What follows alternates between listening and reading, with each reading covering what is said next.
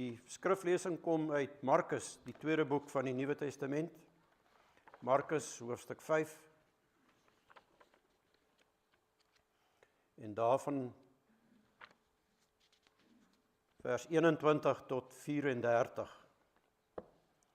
En dit gaan oor die dogtertjie van Jairus en die vrou wat bloedvloeiing gelei het. Markus 5 vanaf vers 21 tot 34. Jesus het daarna met die skuit teruggevaar oorkant toe en toe hy nog by die see was, het 'n groot menigte om hom saamgedrom. Een van die raadslede van die sinagoge, 'n man met die naam Jairus, kom toe daaraan. Net toe hy vir Jesus sien, val hy op sy knieë voor hom en smeek hom dringend: "My dogtertjie lê op haar uiterste. Kom lê tog die hande op haar, sodat sy kan gesond word en lewe." Hy het saam met hom gegaan. 'n Groot menigte het agter hom aangegaan en hulle het van alle kante af teen hom gedruk. En daar was ook 'n vrou wat al 12 jaar lank aan bloedvloeiing gelei het. Sy het baie gelei onder die behandeling van talle dokters en het alles wat sy gehad het daaraan bestee. Sy het egter geen baat daarbey gevind nie. Haar toestand het eerder vererger. Sy het van Jesus gehoor en in die gedrang nader gekom en van agter af aan sy klere geraak. Want sy het gedink: "Ag, as ek maar net aan sy klere kan raak, sal ek gesond word." En dadelik het die bron van haar bloedvloeiing opgedroog en sy kon aan haar liggaam agterkom dat sy van haar kwaal ontslae was. Jesus het ook self onmiddellik geweet dat daar krag van hom uitgegaan het. Hy het hom in die gedrang omgedraai en gevra: "Wie het aan my klere geraak?" Sy disippels het hom geantwoord: "U sien tog dat die mense van alle kante af teen u druk. En dan vra hy nog: Wie het aan my geraak?" Hy het rondom hom gekyk om te sien wie dit gedoen het. Die vrou het geskrik en gestaan en bewe, want sy het besef wat met haar gebeur het. Sy het toe voor hom op haar knieë geval en vir hom haar hele geskiedenis vertel. Daarna sê hy vir haar: "Dogter, jou geloof het jou gered. Gaan in vrede. Wees vergoed van jou kwaal genees." Die preek wat ek aan die voorhou, broers en susters, is onder die opskrif: Die vrou met bloedvloeiing. Wat doen Jesus? Daar word baie gepreek oor mense wat in nood verkeer. Vir sulke mense probeer die kerk hoop bring in hulle situasies.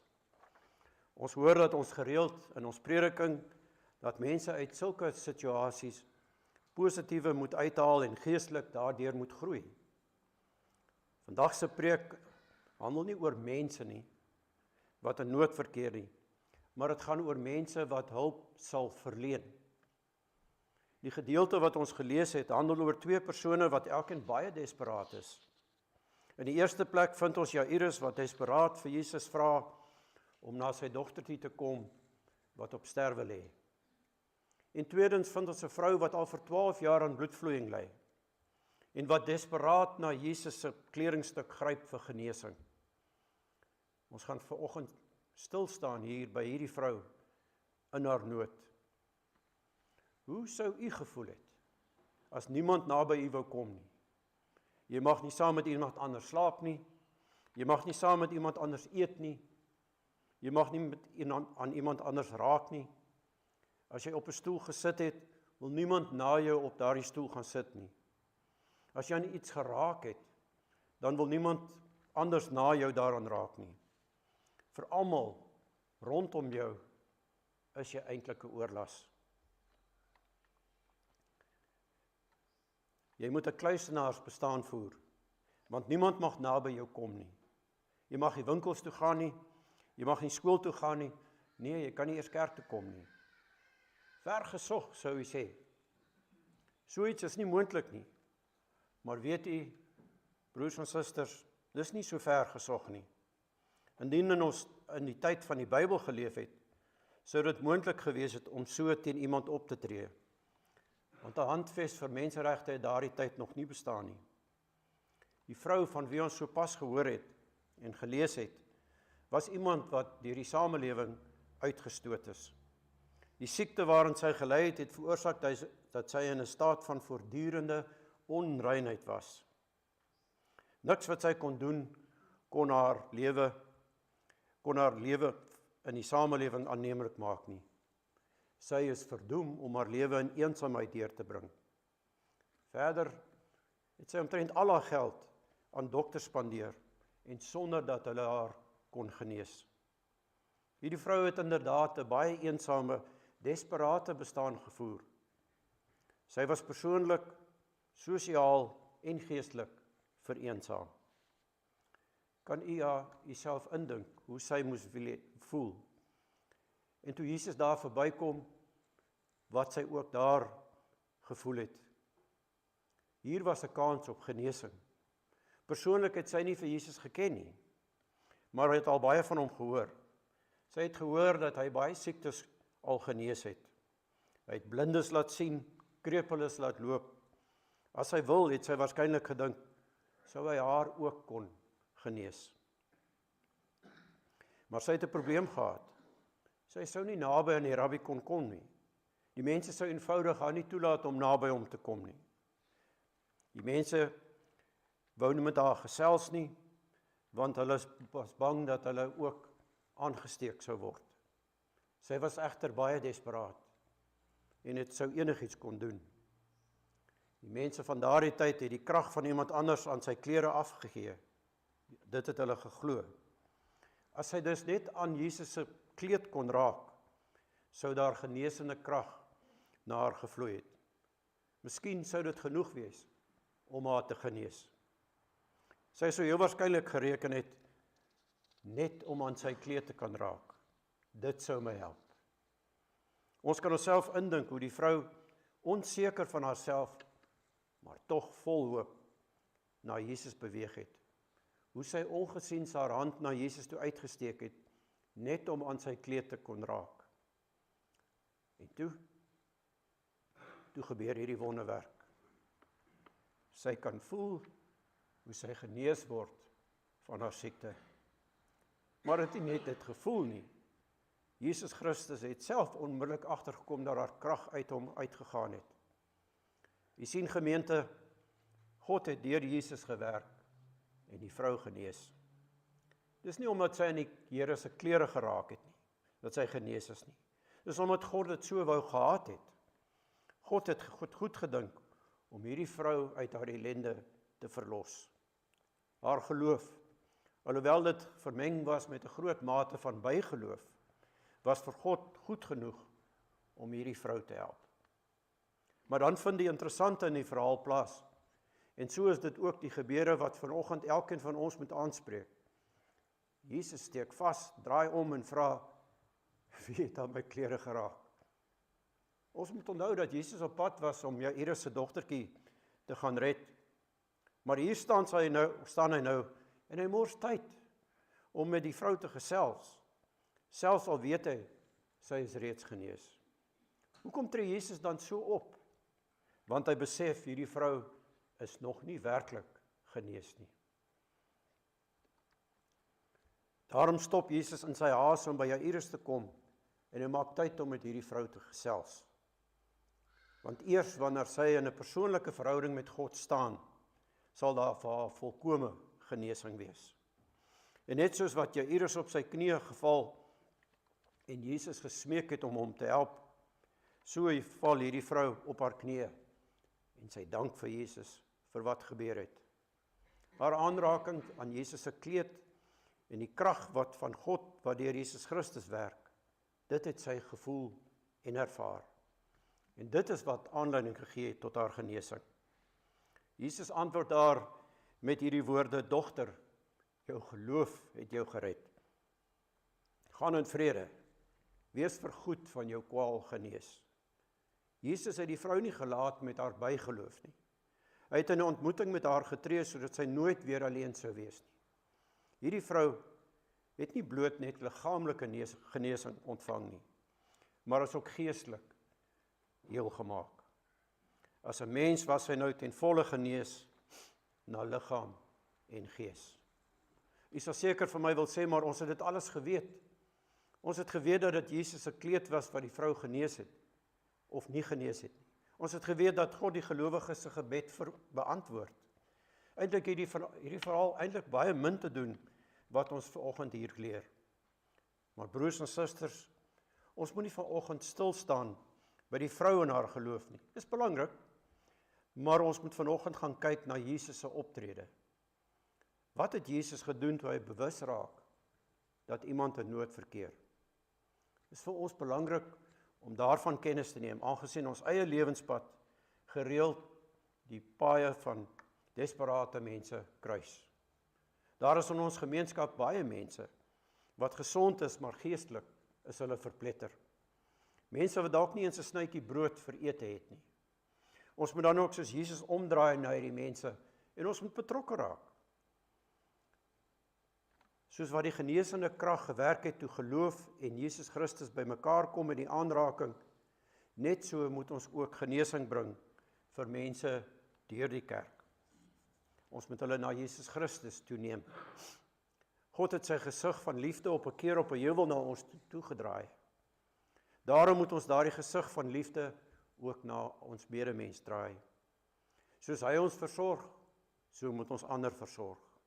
Soos hy barmhartigheid bewys, moet ons barmhartigheid teenoor ander bewys. Moet ons barmhartigheid net soos Jesus bewys. Jesus het in sy spore vasgesteek, omgedraai na iemand in nood. So het ons ook 'n verantwoordelikheid om stil te staan by mense wat in nood verkeer. Die liefde van God is te groot dat dit net vir onsself geld. Ons moet dit deel met al die mense soos en wanneer hulle ons pad kruis. Ons kan maar net aangaan en maak asof dit nie ons probleem is nie. En dat hulle nood nie ons eie lewens raak nie. Ek het onlangs gehoor van 'n vrou wat vertel van 'n tragiese verhaal waarin 'n man homself en sy vrou geskiet het.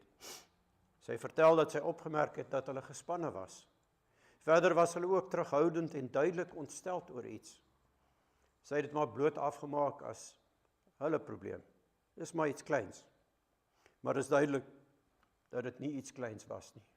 2 mense is dood en verskeie ander se lewens tragies geraak deur hierdie gebeure. As sy maar net voor die tyd opgelet, waargeneem het, kon sy ook deel van hierdie lewe wees. Ons leef so dikwels by mekaar verby, broers en susters, met 'n terloopse, hoe gaan dit? En dan loop ons al. Ons hoor nie wat die ander sê nie. Ons is nie meer elke dag bewus van mekaar se mense se probleme nie. Ons is nie bewus van mekaar se doen en late nie. Ons weet nie dat Jan sy plaas verloor het. Ons weet nie dat San gediagnoseer is met 'n terminale siekte nie. Ons gaan blind deur die lewe en ons sien nie mekaar se nood raak nie. Maar glo my, u en ek weet, die nood hier in Painta is groot. Jesus Christus het 'n goeie verskoning gehad om hierdie vrou te ignoreer. Hy was immers op pad om 'n klein dogtertjie te red, wat op sterwe was. Maar wat doen hy? Hy draai om en hy gaan red. Hy raak betrokke. Ons wil so graag voorwaardes stel voordat ons iemand help. Ons wil vir mense vertel dat hulle eers 'n teenprestasie moet lewer voordat ons betrokke raak. Ons wil vir mense vertel dat hulle eers 'n teenprestasie moet lewer. Dit kan ons nie doen nie. Jesus Christus het nie gesê dat die vrou eers moet wag, want hy het 'n belangrike afspraak nie. Jesus Christus het nie voorwaardes gestel nie, voordat hy sy lewe aan die kruis vir ons opgeoffer het nie. Ons het die hele ons reformatoriese geloof berus juis op die gedagte dat ons nie 'n teenprestasie kan lewer om gered te word nie. Uit genade word u en ek gered en is ons gered. Kan ons dan 'n hoë vereiste stel, hoër as God se? Wanneer ons iemand help, dan moet ons dit onvoorwaardelik doen, sonder om iets terug te verwag. Ons gaan met oogklappe deur die lewe. Ons sien nie mense se nood raak nie. Mense wat desperaat is, wat hulle oorgee aan drank en dwelms en allerlei ander dinge. Mense wat desperaat is, omdat hulle 'n eensame lewe voer. Mense wat so desperaat is, dat hulle maar hulle eie lewens neem.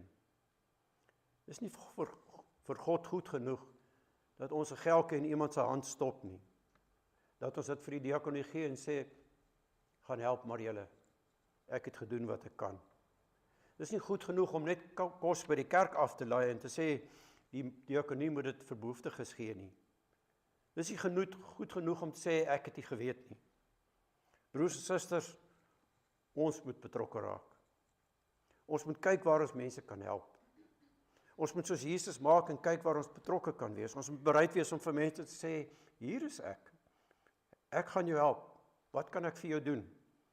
Wat meer is, in ons betrokkenheid moet ons God self na die mense neem. Ons moet help om 'n bydrae te lewer, dat hierdie gebroke mense geestelik gesond kan word. Ons kan nie maar net ophou en skouers optrek en sê ons het nie geweet van die mense se nood nie. Wanneer ons leef met die gedagte om betrokke te wees, dan sal ons baie Jairus sien. Mense wat desperaat is op genesing vir hulle geliefdes. Sal ons baie vroue sien wat alleen deur die lewe gaan. Sal ons baie mense op hulle gesigte sien, hierdie desperaatheid, dat hulle daartoe dryf om 'n einde aan alles te maak. Daar was goeie tye in ons gemeenskap, miskien te goed. Dis ook aan die verbygaan. Meer en meer mense raak geestelik arm en siek. Meer en meer mense het materiële nood en hulle gaan paai gaan met ons in kruis. Ons het 'n verantwoordelikheid om by hulle betrokke te raak. Wat meer is, ons het die verantwoordelikheid as Christene om Jesus Christus aan hierdie mense te verkondig. Kom, laat ons waarlik kerk wees en uitgaan in die wêreld, betrokke raak, mekaar erken en waardeer, omdat ons hier deur Jesus geplaas is. Laat ons leef soos Christene wat 'n opdrag ontvang het. Ons moet besef, geliefde gemeente, dat mense smag daarna om ons aan te raak. Dat hulle ook daarna smag dat ons sal omdraai en sê, wat is dit wat jou nood is? Ons kan nie langer wag dat die nood in die wêreld wat groot is en God net vir ons eie gewin wil gebruik nie. Ons moet onvoorwaardelik omdraai en sê, wie het aan my kleed geraak? Wie is dit wat hand uitsteek en om hulp seën, om hulp roep? U en ek het daardie verantwoordelikheid. Amen.